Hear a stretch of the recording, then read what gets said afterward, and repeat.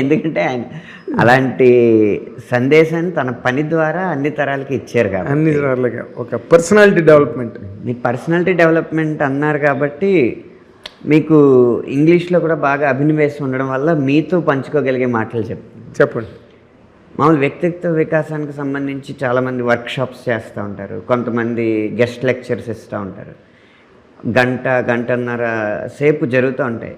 అవి వినే అవకాశం సామాన్యులైన కొంతమందికి, లేకపోతే తక్కువ చదువున్న కొంతమందికి కలగకపోవచ్చు. ఆ వర్క్షాప్స్కి వెళ్ళే ఆర్థిక స్తోమత ఉండకపోవచ్చు. కానీ వాటన్నిటిలో చెప్పే కొన్ని ముఖ్యమైన సెంటెన్స్లు ఉంటాయి కదా, వాటిని మన తెలుగు వ్యవహారిక భాషలోకి క్లోన్ చేయడం జరిగింది. ఈ పాటలో రావడమే మొదట్లోనే మనకేం చెప్తారు, రకరకాల మంది రకరకాల దారుల్లో ఉంటారు, మేక్ యువర్ ఓన్ వే అనేది ఎక్కువ చెప్తూ ఉంటారు. దాన్ని మొదట్లోనే వచ్చేసాం. అడ్డే లేని దారే రారా.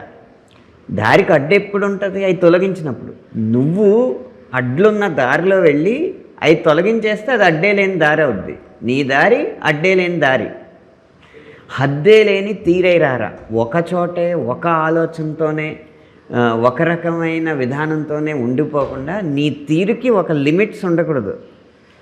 నీ అవధులన్నీ చెరిపే అనడానికి పుష్ యువర్ లిమిట్స్ అనొచ్చు, లేకపోతే ఎరేజ్ యువర్ లిమిట్స్ అనొచ్చు. ఇలాంటివన్నీ చెప్తూ ఉంటారు కదా. అలాగే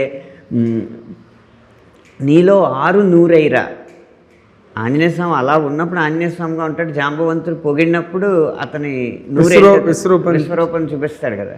సో నీలో 6 ఉందనుకుంటున్నావు, 6 100 దాకా ఉంది. 6ని 100 చేసి నీలో 6 100 మందల్లోంచి వేరేరా. అంటే థింక్ డిఫరెంట్ అని చెప్తూ ఉంటారు ప్రతి వాళ్ళు. You can't do different things. Great people do not do different things but they do things differently. అంటే ఎందుకు డిఫరెంట్గా చేస్తారంటే వాళ్ళ ఆలోచన.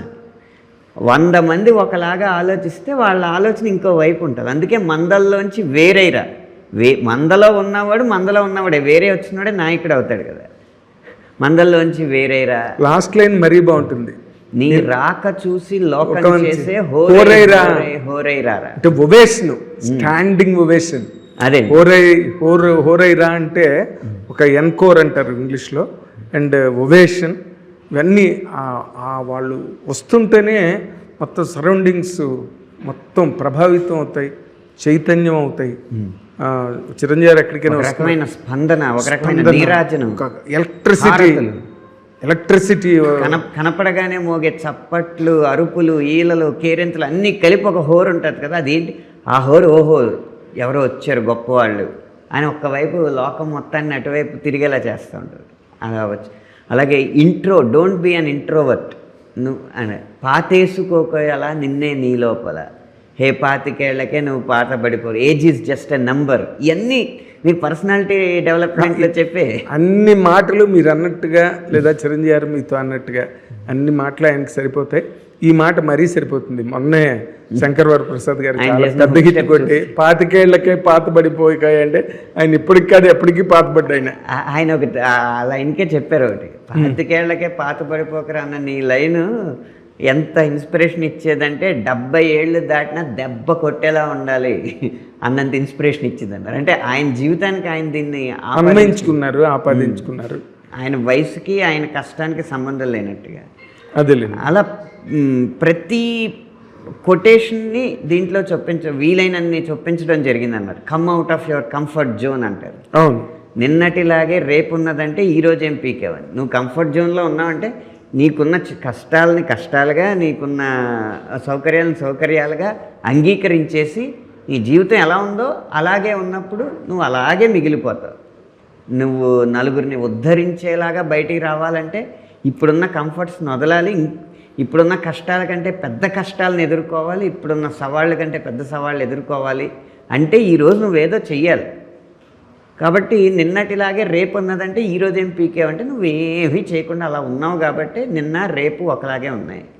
నీ అయ్య వడ్డీ నీ బిడ్డ కడితే నువ్వేమి పొడిచావని. ఇది మనం పదాల పరంగా తీసుకుంటే, లిటరల్గా తీసుకుంటే తాత చేసినప్పుడు మనవడు తీర్చడం, ఆ వడ్డీ కట్టడం అని.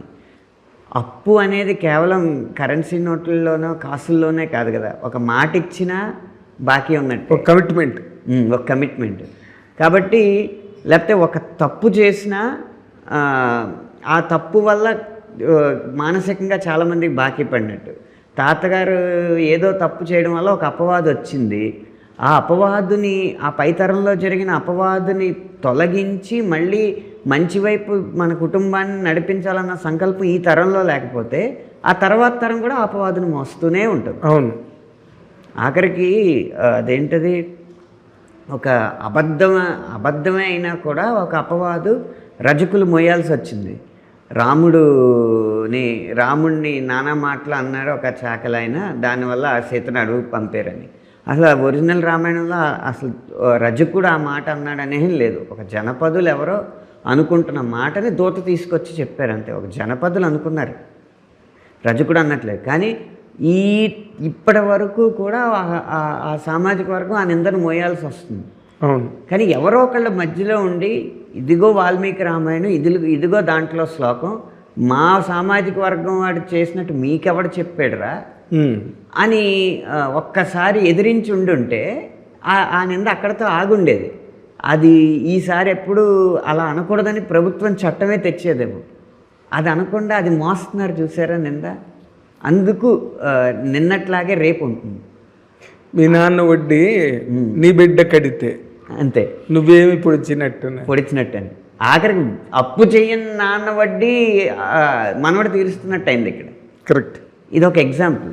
అలా ఎప్పుడు ఒక తరంలో మార్పు, పై తరం నుంచి మనం ఏం మార్చుతున్నాం, పై తరంలో ఉన్న ఈ లోట్లు పొడ్చడానికి మనం ఏం మార్చుతున్నాం అని ఆలోచించకపోతే ఆ తర్వాత తరాన్ని కూడా ద్రోహం చేసినట్టు అని చెప్పడానికి వ్యవహారికమైన భాషలో అది చాలా చాలా వ్యవహారికమైన మాట.